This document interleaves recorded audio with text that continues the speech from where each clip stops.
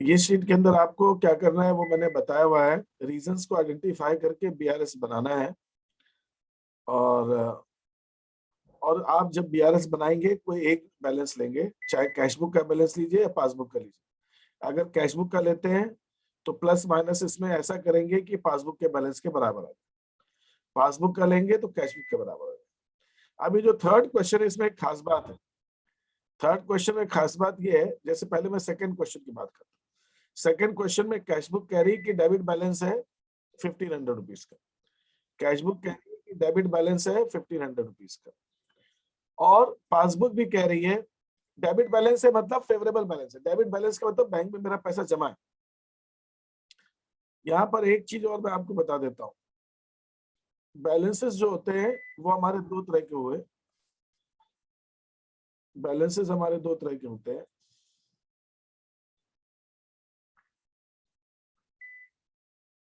एक हमारा अगर कैशबुक का डेबिट बैलेंस है,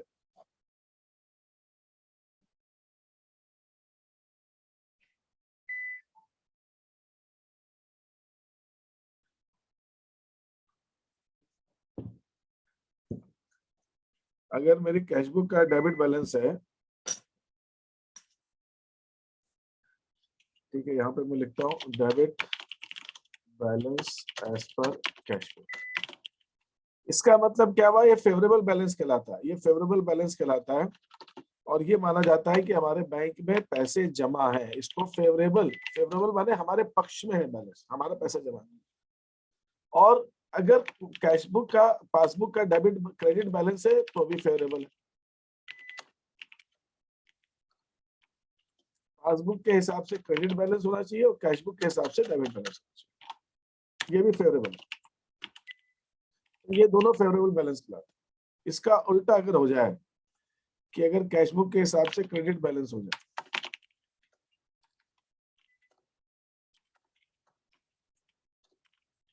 और पासबुक के हिसाब से डेबिट बैलेंस हो जाए,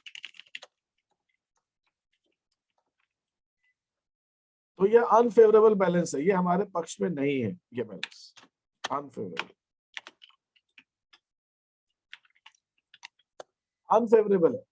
ये ओवरड्राफ्ट है, ये लोन है, लायबिलिटी है। ये हमने बैंक, इसको बैंक ओवरड्राफ्ट कहते हैं। मतलब हमने बैंक से पैसा लिया हुआ है तो वो अनफेवरेबल बैलेंस है, ओवरड्राफ्ट का बैलेंस। और ये हमारा बैंक में पैसा डिपॉजिट है, जमा है, जमा है हमारा पैसा, हमको बैंक से पैसा लेना है। यहाँ पर बैंक हमारे लिए एसेट है, ये बैंक हमारे लिए एसेट है, ये एसेट है हमारे, ठीक है, this is an asset.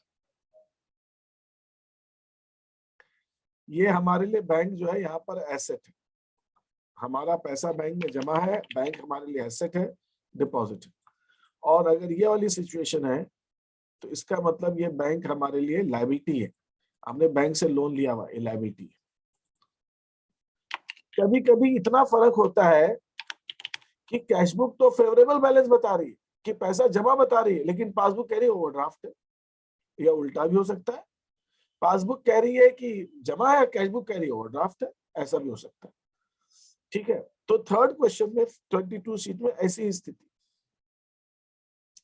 Otherwise normally सामान्यतः तो ऐसा ही होना चाहिए, सामान्यतः ऐसा होना चाहिए कि अगर कैशबुक का डेबिट बैलेंस है तो पासबुक का क्रेडिट बैलेंस होना चाहिए, सामान्यतः ऐसा होना चाहिए। लेकिन ऐसा हो सकता है कि हमारी कैशबुक का डेबिट बैलेंस हो और पासबुक का भी डेबिट बैलेंस हो, दोनों डेबिट बैलेंस बता रही है। तो इसका मतलब कैशबुक कह रही है पैसा जमा है, पासबुक कह रही है तुमने लोन लिया हुआ है, या उल्टा भी हो सकता है।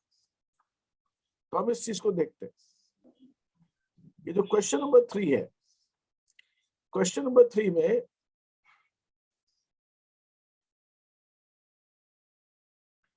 हमारी कैशबुक का क्रेडिट डेबिट बैलेंस है। कैशबुक कह रही है 12,710 रुपया बैंक में जमा है, कैशबुक क्या कह रही है, पासबुक क्या कह रही है, पासबुक भी कह रही डेबिट बैलेंस है। पासबुक कह रही है, मतलब बैंक कह रहा है कि आपसे 9,890 रुपए लेने हैं, बैंक को हमसे 8,990 रुपए लेने हैं। बैंक कह रहा है हमें आपसे लेने, और कैशबुक कह रही है हमें आपसे लेने। इतना फर्क है। तो ऐसे केस में जब आप बैंक रिकंसिलिएशन स्टेटमेंट बनाएंगे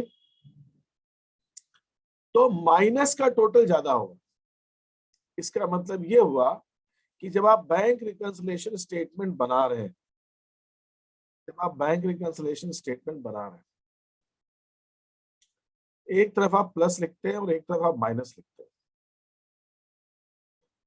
इसका एक तरीका ये, अगर कैश बुक कह रही है debit balance as per cash book, आपने डेबिट बैलेंस, और ये मान लीजिए आपका, इधर मैं लिख देता हूं, ये आपका माइनस का कॉलम है। मैंने आपसे पहले भी कहा कि कैश बुक बीआरएस बनाने का कोई फॉर्मेट नहीं है। कुछ लोग एक ही कॉलम बना के दोनों लिखते हैं, पहले प्लस लिखते हैं माइनस लिखते हैं, कुछ लोग अलग अलग कॉलम बना के लिखते हैं, वो कोई खास बात नहीं। Debit balance as per cash book का आपने प्लस में लिखा, सपोज 10,200 रुपया। फिर आपने कुछ अमाउंट्स लिखे,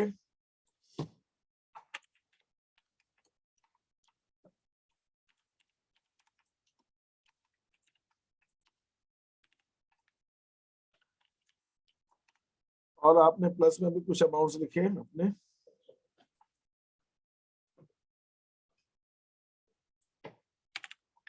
अब मैं अगर यहां पर देखूं तो मैं क्या देख रहा हूं, हमारा माइनस साइड का टोटल ज्यादा है, माइनस साइड का टोटल ज्यादा। इसका मतलब अगर ये माइनस साइड का टोटल ज्यादा, अगर मैं टोटल लगाता हूं तो माइनस का ज्यादा, अगर मैं टोटल लगाऊं तो प्लस का टोटल जो आ रहा है वो आ रहा है 16,200,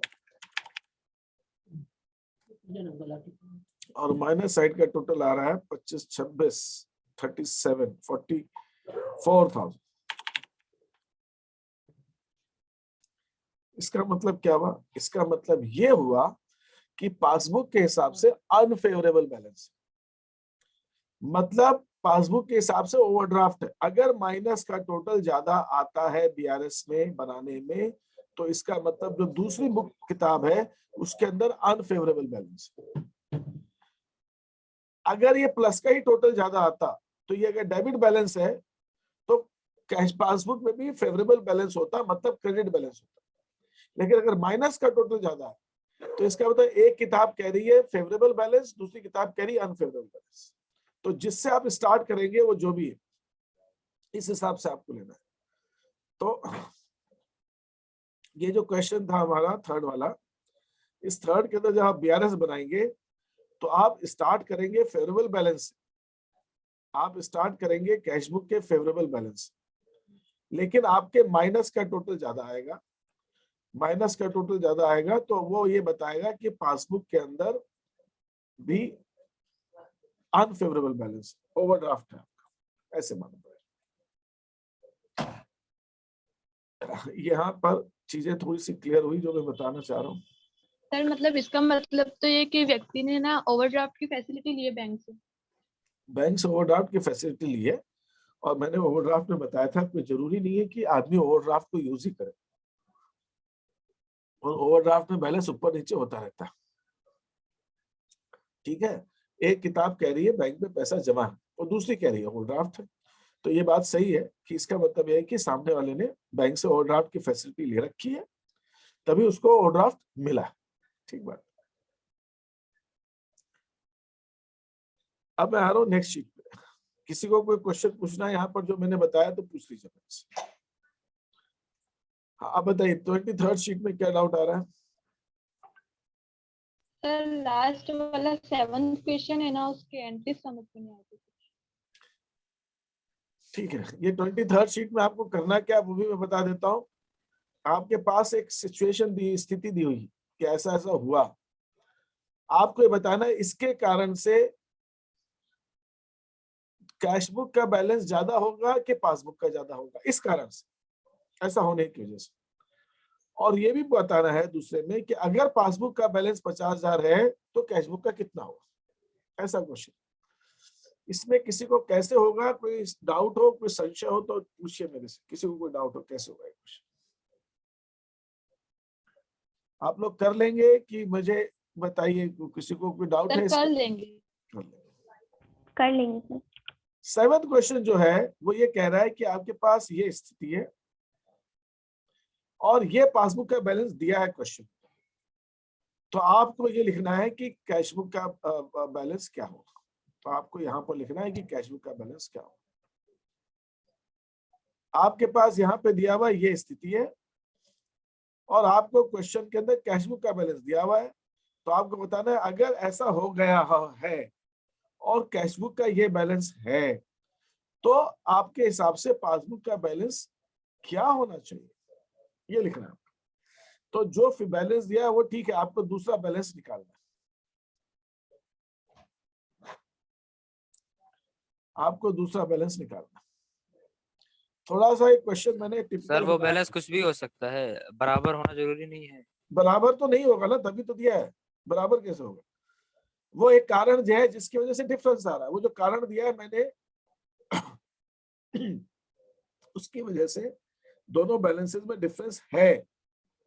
उस डिफरेंस की वजह से कोई बैलेंस ज्यादा होगा, कोई बैलेंस कम होगा।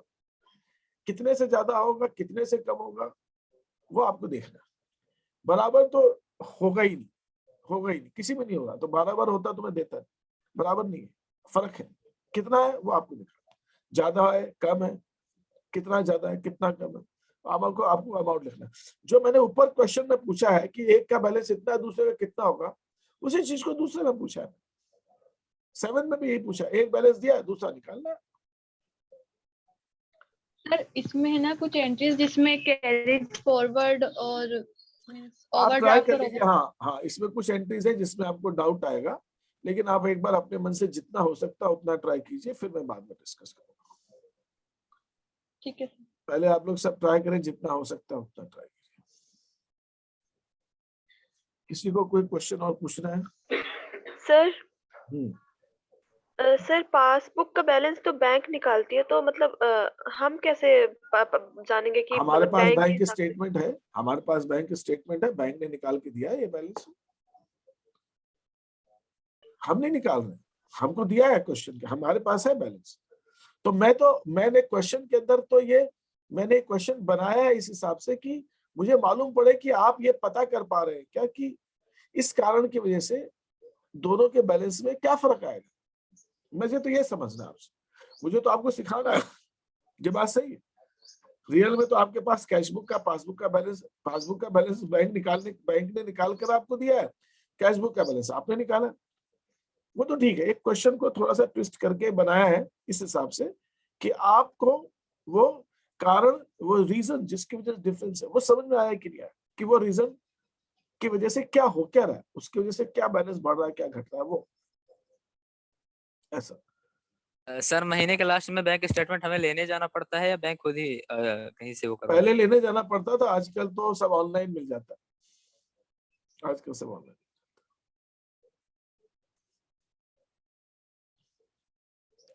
आजकल सब ऑनलाइन मिल जाता है, जैसे मैंने बताया था आजकल तो नेट बैंकिंग है, आप रोज रोज लो स्टेटमेंट, जितनी बार लेना उतनी बार लो, कभी भी लो, कितनी बार लो, कोई दिक्कत नहीं। और सर मैंने पूछा था भुनाए गए बिल का अनादरण। भुनाए गए बिल का अनादरण का मतलब ये हुआ कि अगर हमने मान लीजिए कोई बिल है, नहीं बुलाए गए बिल नहीं, उसमें एक और था, एक चेक का भी अनादरण होता है।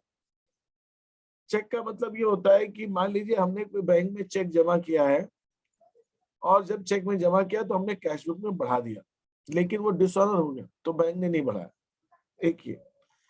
अब भुनाए गए बिल का अनादरण का मतलब ये हुआ, एक बिल ऑफ एक्सचेंज चैप्टर है, उसके अंदर हम इसको ज्यादा डिटेल में पढ़ेंगे, तो मैं नॉर्मली तो अवॉइड करता हूँ उस चीज को यहाँ पे लाना, लेकिन बुक्स की मजबूरी है। बुक्स के अंदर वो चीजें आपको पहले दी हुई होती हैं जबकि वो चैप्टर है बाद, तो वो बिल ऑफ एक्सचेंज के लिए आप होल्ड करके रखिए, अभी मैं नहीं समझा। हाँ सर वो एनसीईआरटी में दिया था और आपने बोला था नहीं कि नहीं पढ़ लेंगे। होगा, वो रहता है, उन्हें एनसीईआरटी में नहीं, सभी बुक्स में रहता है। बुक्स दो बार नहीं लिखी जा सकती ना, बुक ऐसी नहीं लिखी जा सकती कि उसके अंदर बीआरएस के क्वेश्चन, बीआरएस के बिल्स के चैप्टर से पहले के दो और फिर बीआरएस के कुछ क्वेश्चन बिल्स ऑफ चैप्टर के बाद। एक चैप्टर दो दो हिस्सों में नहीं बना सकते, बुक्स के पास ये मजबूरी है, मेरे पास मजबूरी नहीं है।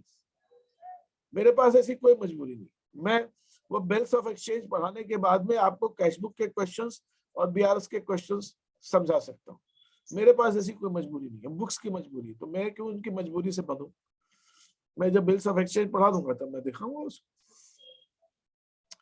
बुक्स के अंदर एक चैप्टर दो हिस्सों में नहीं दिखा सकते, वो एक है यहाँ एक वहां, मैं पढ़ा सकता हूँ, मैं क्यों उनसे बंधूं।